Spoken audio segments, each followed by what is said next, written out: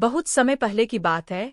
एक घने जंगल में एक छोटी चींटी रहती थी जिसका नाम पिंकी था। पिंकी बाकी चींटियों से थोड़ी अलग थी। वह हमेशा कुछ बड़ा और असाधारण करने का सपना देखती थी, जबकि बाकी चींटियां केवल अपने रोजमर्रा के भोजन संग्रह पर ध्यान देती थीं। एक दिन जंगल में भयंकर तूफान आया। बारिश और तेज हवाओं ने चींटियों के छोटे से घरौंदे को तहस-नहस कर दिया। जब तूफान थमा तो चारों ओर कीचड़ और मलबे का ढेर लग गया था। चींटियों के लिए सबसे बड़ी समस्या थी भोजन। तूफान ने सारा भंडार बिखेर दिया था। सभी चींटियां हताश थीं।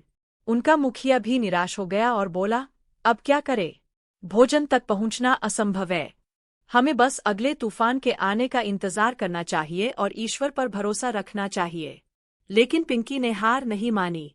उसने अपने छोटे से सिर को ऊपर उठाया और देखा कि एक बड़ा स्वादिष्ट शहद का टुकड़ा एक ऊंचे चट्टान पर फंसा हुआ है।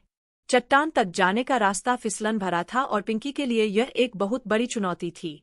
बाकी चींटियां उस पर हंसने लगीं। अरे पिंकी, तुम इतनी छोटी होकर उस पहाड़ को कैसे चढ़ोगी? एक चींटी ने मजाक उड़ाया। पिंकी ने उनकी बातों पर ध्यान नहीं दिया। उसने अपने मन में ठान लिया था कि वह शहद का टुकड़ा लेकर आएगी। उसने चढ़ना शुरू किया। वह फिसलती, गिरती, लेकिन हर बार फिर से खड़ी हो जाती। उसका छोटा शरीर कांप रहा था, लेकिन उसका इरादा चट्टान से भी मजबूत था। वह बार बार फिसलती, कीचड़ में लथपथ होती, लेकिन फिर से ऊपर की ओर एक कदम बढ़ाती। आखिरकार कई घंटों की कड़ी मेहनत के बाद पिंकी शहद के टुकड़े तक पहुंच गई। उसने अपनी पूरी ताकत से उसे धकेला और वह नीचे की ओर लुढ़क गया, ठीक चींटियों के घरौंदे के पास। सभी चींटियां हैरान थीं। वे दौड़कर पिंकी के पास गईं, जो थकी हुई थी पर जीत की मुस्कान उसके चेहरे पर थी।